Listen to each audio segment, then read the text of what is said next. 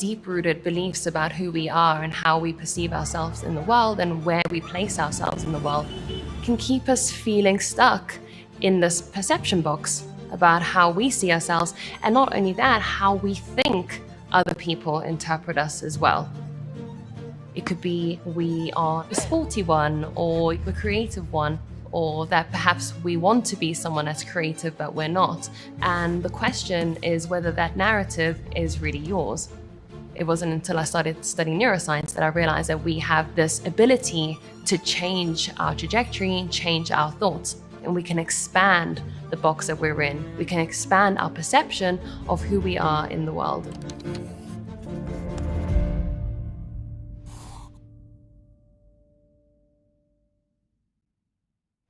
I'm Nicole Vignola. I am a neuroscientist and organizational psychologist. I'm the author of Rewire, Break the Cycle, Alter Your Thoughts, and Create Lasting Change. So the stories that we tell ourselves about ourselves have been shaped by our environment, our upbringing. We have something called observational knowledge, and that means that we learn about how the world is by observing those around us in our formative years.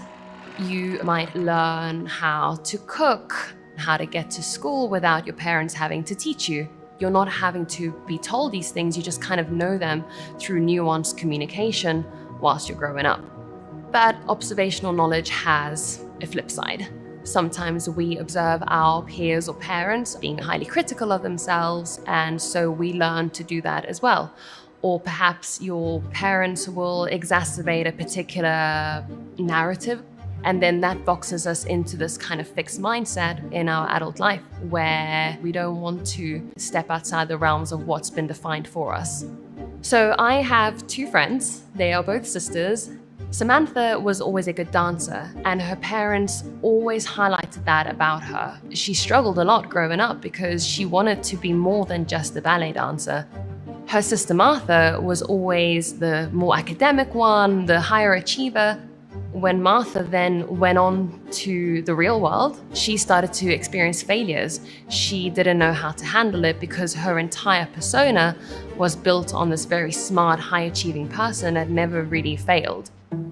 So within this perception box, you have this pre-programming that was given to you by your peers and parents, and it's not really your programming. And for some people, that pre-programming is fine, but for others, it isn't. So as humans, we do have a negativity bias, so we perceive negative information more greatly than positive. And the negativity bias can really highlight those things that we say to ourselves, those negative stories. Things like, I'm not good enough, I'm not worthy enough to be loved. Maybe it's the way that you speak to yourself about your body. Now you add on another layer, you've got this confirmation bias that tells you to go into the world and confirm that you are correct. And so we stay stuck in this loop of perpetuating these stories that are no longer serving us. If left unchecked, it will basically form a template to how you see the world. So you will carry that into every aspect of your life, and your brain will perceive that as normal. So whilst our thoughts are extremely powerful, we can use that to our advantage to really pull out the positive narratives that we want for ourselves. So sometimes in a social setting, I will start to plant a seed, and I will ask friends, clients, family, what are the small wins or the big wins of your week? And generally speaking, people will start out by saying, not that much.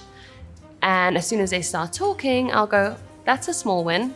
And they're like, oh, yeah, that is. And then as we go along in that day or the conversation, they start to see more and more small wins than they previously had seen.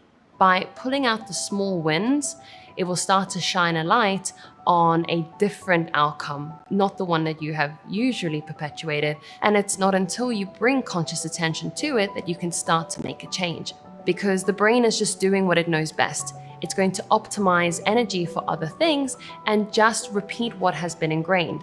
So if you have a pathway that has been ingrained and it's a beautiful tarmac highway, and now you want to change it, you're going to have to step onto a dirt road.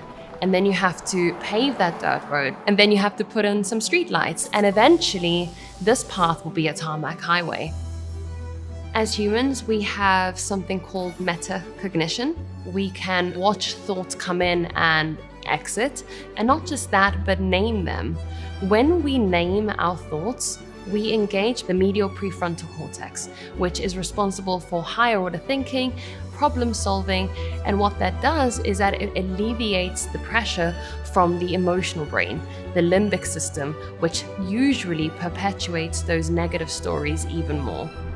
When we break those automatic patterns, we take control of that steering wheel and we start to say, hey, this is how things have usually been. This is the box that I put myself in, that parents put me in, but I want to change that.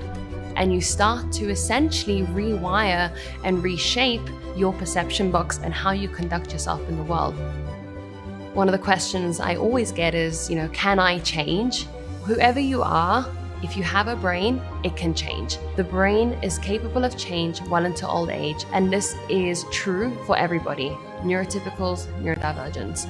We don't need to stay stuck with the narratives that we have reinforced if it's no longer serving us, because they can absolutely change.